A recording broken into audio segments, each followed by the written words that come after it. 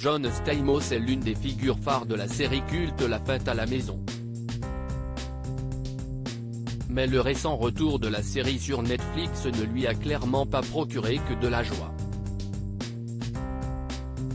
Créé par Jeff Franklin, les aventures de la famille Tanner ont marqué toute une génération de téléspectateurs durant les années 90.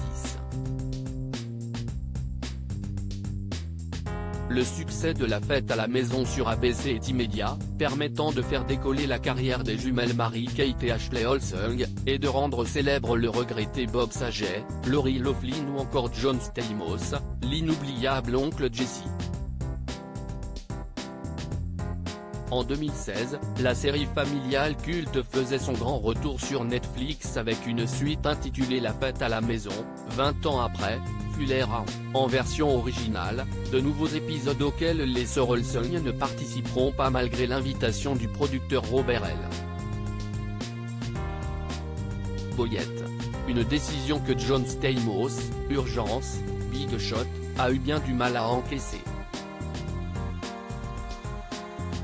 La Fête à la maison, John Stamos blessé de l'absence des jumelles Olsen. Si les sœurs Olsen ont gagné en notoriété grâce à la série, elles n'ont pas souhaité rejoindre le casting originel pour le reboot de La Fête à la maison, au grand désespoir des fans.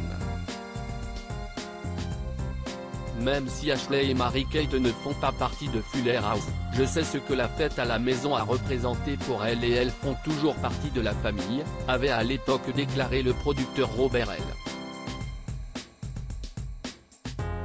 Boyette au Hollywood Reporter. Plus récemment dans le podcast And That's What You Really Missed, John Stamos a déclaré avoir été en colère pendant une minute en apprenant la nouvelle. L'acteur et producteur américain est par ailleurs revenu sur certaines rumeurs qui circulaient à l'époque, notamment que les deux sœurs détestaient être dans la série. Mais elles m'ont dit, nous avons aimé notre enfance. Nous avons aimé être avec vous. Bob nous manque. Pour rappel, Bob Saget est décédé en 2022 des suites d'un traumatisme crânien, il avait 65 ans. John Stamos voulait faire virer les jumelles de la série, preuve que le trio a su rester soudé depuis l'arrêt de La Fête à la maison en 1995. John Stamos raconte avec humour avoir eu la visite des jumelles, qui lui ont rapporté une côtelette de porc et de la sauge. C'était une côte de porc surgelée, donc c'était vraiment sympa. Nous sommes donc restés très proches, se souvient-il. À l'origine pourtant, l'entente n'était pas au beau fixe entre l'oncle Jesse et les sœurs Olsen, âgées de 2 ans lorsqu'elle incarne pour la première fois en alternance le rôle de Michelle Tanner, Benjamin de la maison, en 1987. Comme le rapportait le Time en 2015, Stamos a failli faire exclure les deux petites filles du tournage de la sitcom originale. La raison ? Des prises rendues compliquées par les pleurs des fillettes lors des premiers épisodes. Mais leur remplaçant n'était guère plus facile à gérer.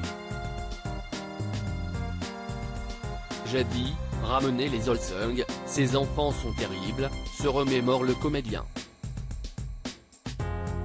Article écrit en collaboration avec C-Media.